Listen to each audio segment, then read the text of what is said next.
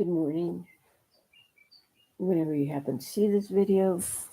Continuing with the reading of Mr. Bert Hellinger's book, A Philosophy of Being, Rising in Love.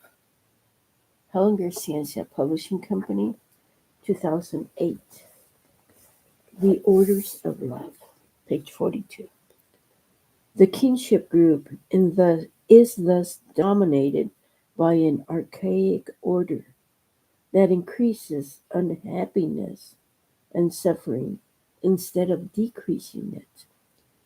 This pressure within a system to blindly reinstate balance by impelling a later born member to atone for a past member's actions creates a vicious cycle of misery.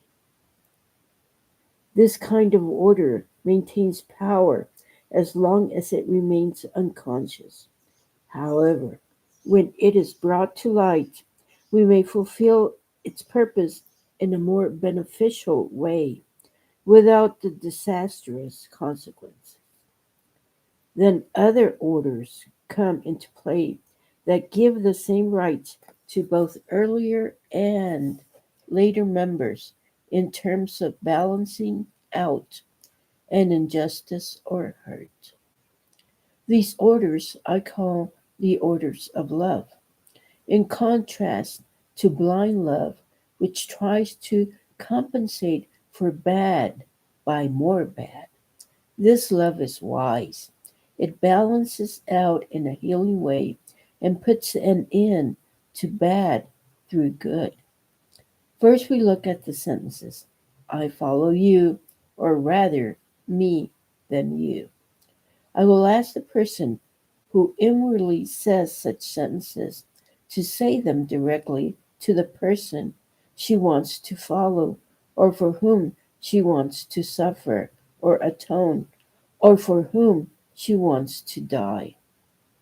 When she looks this person in the eyes, she is unable to say the sentences, for when she really looks, she realizes that the person also loves and would refuse such an offer of self sacrifice.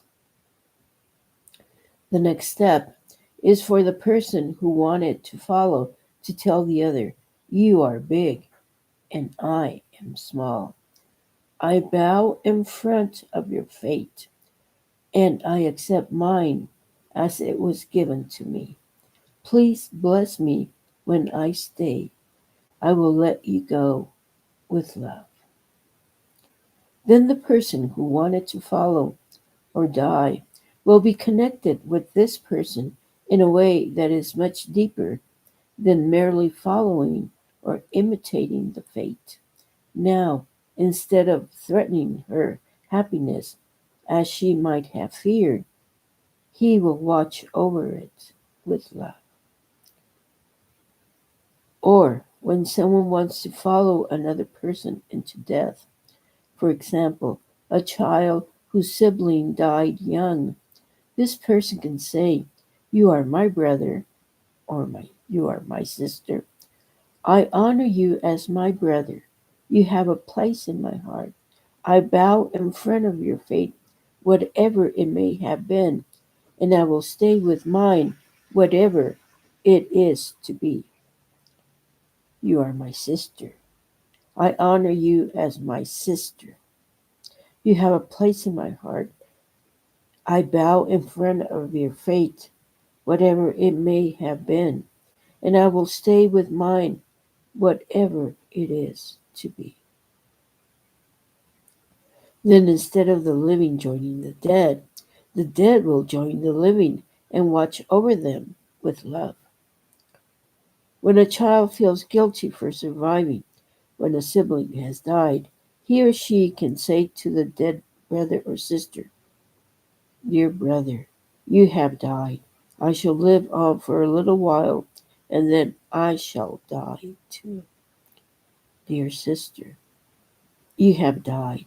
I shall live on for a little while, and then I shall die too. Then, because the feeling of superiority toward the dead ceases, The surviving child may live on without feeling guilty. Dear sister, you have died. I shall live on for a little while, and then I shall die too.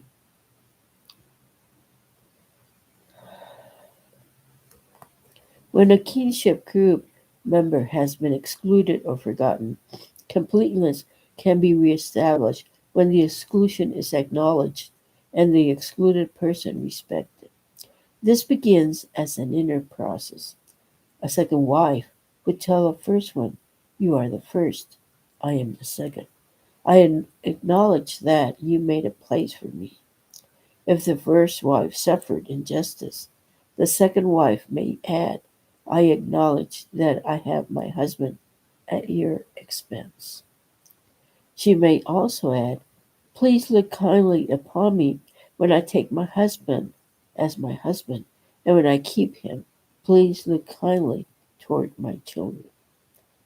In family constellations, excuse me, my nose is crying, I guess.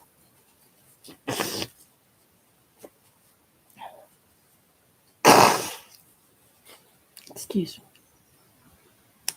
I don't know why we say excuse me when we blow our nose. No, it happens. Please look kindly upon me when I take my husband as my husband, and when I keep him, please look kindly toward my children. In family constellations, we can see how the face of the first wife relaxes and how she is able to agree to the request because she is respected. Then the order is reestablished, and no child has to represent her. Here is another example.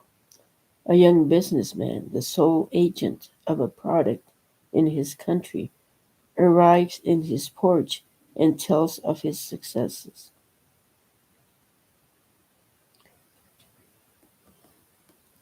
It is apparent that he is very competent and irresistibly charming, but he drinks, and his accountant points out to him that he is jeopardizing his company by taking out too much money for personal expenditure.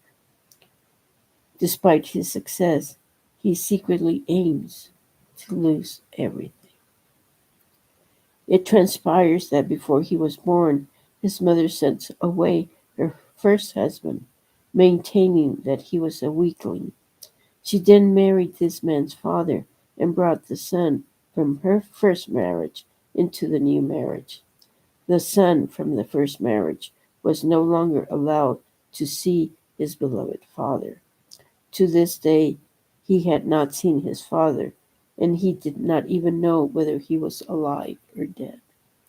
The young businessman came to realize that he did not dare be successful over the long term because he had gained his life at the expense of his half brother. He found the following solution. In the first place, he was able to recognize that his parents' marriage and his own life were bound up in a fateful relationship that his half brother's father had to endure. Secondly, he was able to agree to his good fortune and to say to his half brother and his half brother's father that he felt equal to them and trusted that he had an equal right to life. Thirdly, in recognizing of his willingness to balance out giving and taking, he was prepared to do something special for his half brother. He decided to look for his missing father and try to arrange a reunion between them. Where the orders of love are applied, kinship group liability for past injustice within a system will end, and the guilt and its consequences will remain where they belong. Instead of a sinister need for balancing out bad with bad, which only breeds more bad, the scale tips toward good now. It will succeed if those who come later take from those who went before, whatever the price. If they honor them, whatever else they might have done, and let bygones be bygones, whether evil or good. Those who were excluded then have their rights reinstated, and instead of fearing them, we receive their blessing. For this to happen, we need to make space for them in our souls, a space that is theirs by right. Only then will we ourselves feel whole and complete. Thank you. I will continue with another video, another part, orders of love between men and women and in relationship to the greater whole. This is on page 44. Thank you very much. Next video. Thank you.